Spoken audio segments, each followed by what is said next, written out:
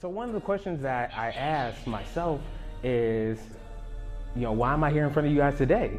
And I was really trying to answer that question. And so I was journaling, I was writing down, and I was trying to figure out how I come at that question. But it really just came down to the fact that I realized that all I did is I stopped eating for 7 days. Some people got mad. We protested a little bit, and then now I'm in front of you. And so just seeing how not eating for 7 days can really change a lot of your life, including going from 700 followers to 11,000 followers and having media attention. So it's just interesting how life manifests itself. So I'm going to tell you guys a little bit. We're going to journey a little bit, and then we're going to get in some Q&A. We're really going to just have this dialogue today because, again, this is the Tough Talk. So y'all ready? Yes. No, y'all not ready. Y'all ready? Yes. Awesome. All right. So first and foremost, I definitely want to greet you guys on behalf of the ancestors and on behalf of just the legacy of resistance that we have. I would not be here if it was not for all of those who came before me, the path to paint this path that was able to be and successful in higher ed to this day. I'm thinking not only am I a black male in America who's gotten their undergraduate degree, but I'm on my way to completion, 50 days out, for my master's degree as well.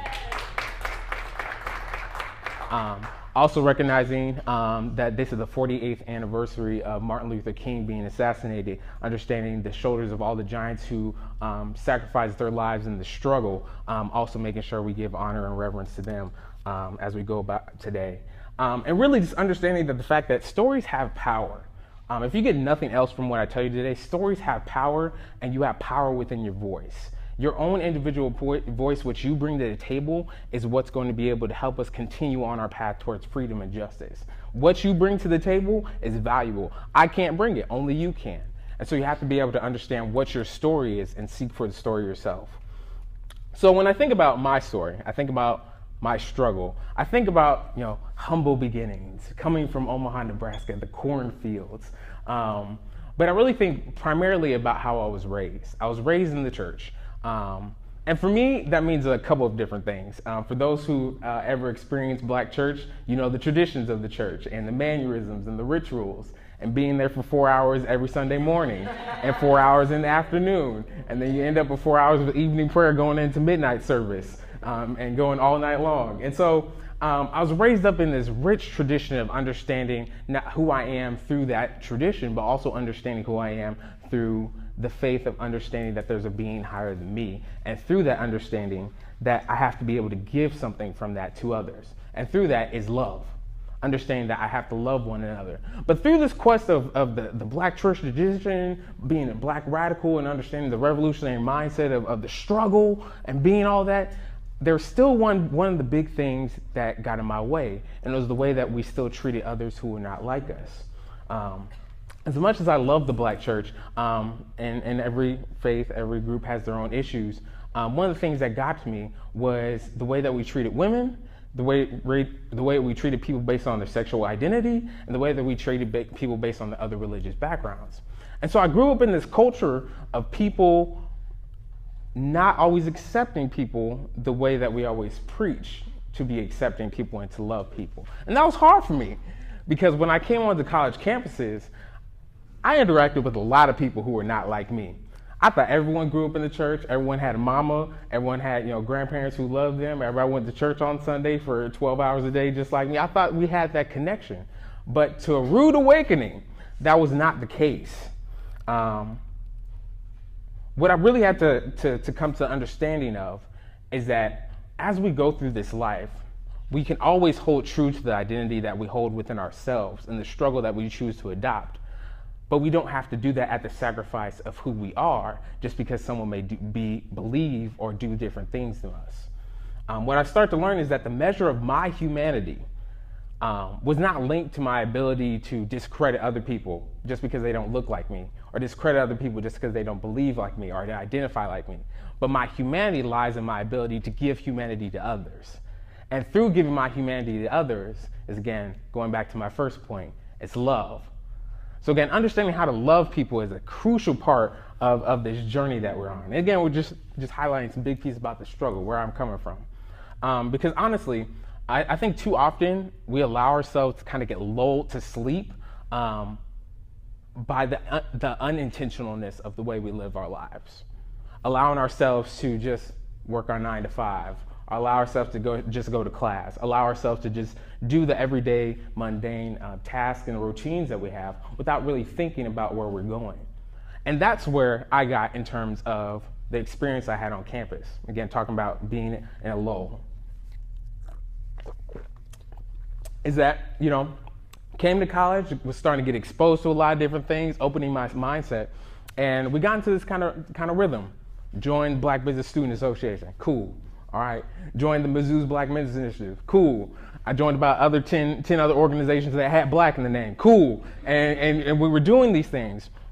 And we had this rhythm of how we engage with one another. It became about titles. It became about, just being here in the spotlight, attending 10 meetings just to say I could attend 10 meetings. And there wasn't any substance to actually what we were contributing back to, one, ourselves, and two, our community.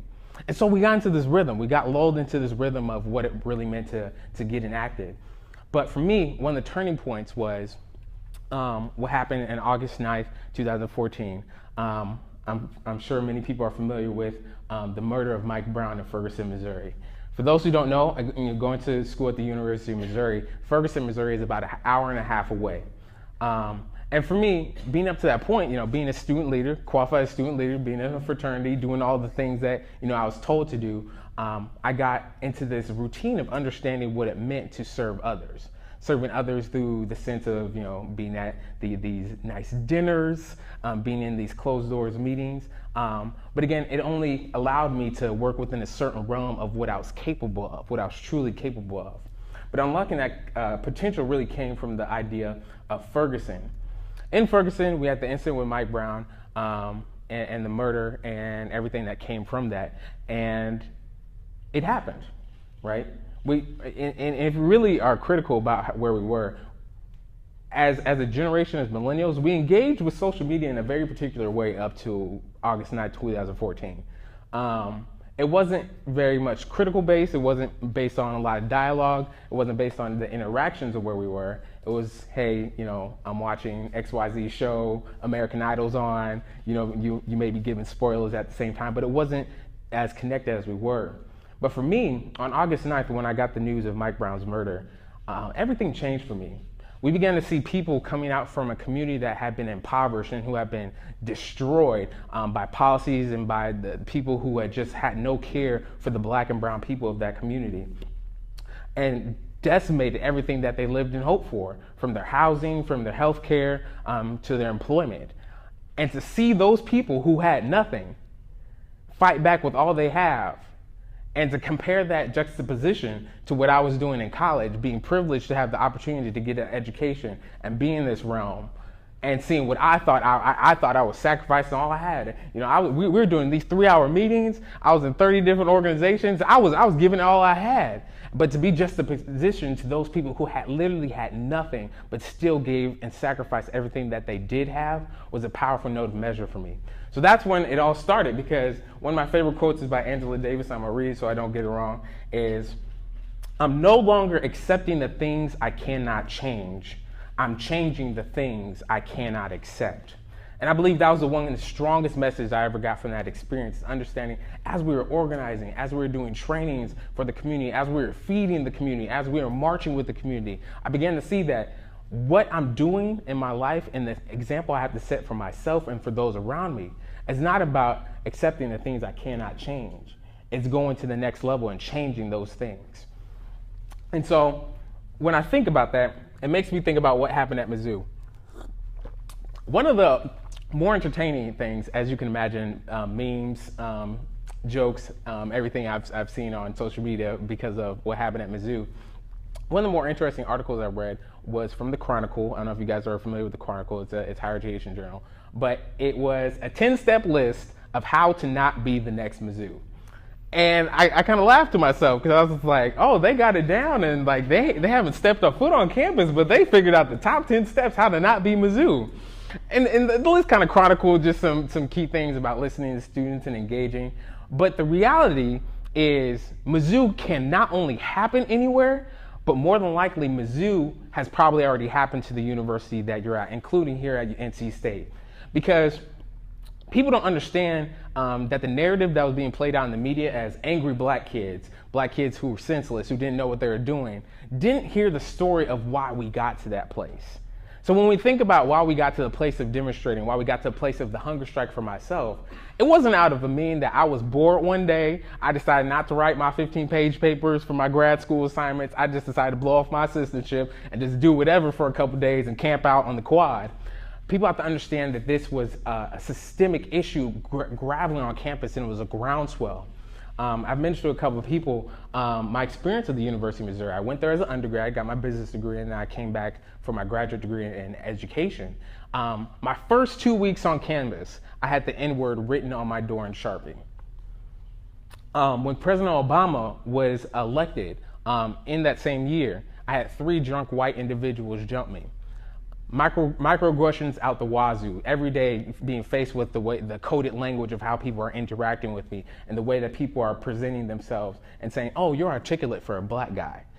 Every day having to face those strains, being not called on or not respected for my ideas or things I can contribute to the classroom, being in situations where I'm managing people who are getting paid double what I'm getting paid just based on the color of their skin. So when we talk about Mizzou being anywhere, and I know that's dark and that's a lot of things, both visible and invisible racism, sexism, homophobia that's happening on our campuses. Oftentimes, if you're actually not listening and you're not intentionally listening, let me say that, if you're not intentionally listening to your constituents, which are your students, faculty, and staff, if you're not actually observing the environment you're in, Mizzou has probably already happened, because these things didn't just start overnight. We weren't just some black kids and some Latino kids and some Muslim kids, some LGBTQ kids, some Jewish kids. We weren't just these groups of kids who got angry. We had understood that we were dealing with systemic issues, and we had leadership who were not willing to, one, stand up against these issues and really take on these issues and fight for us.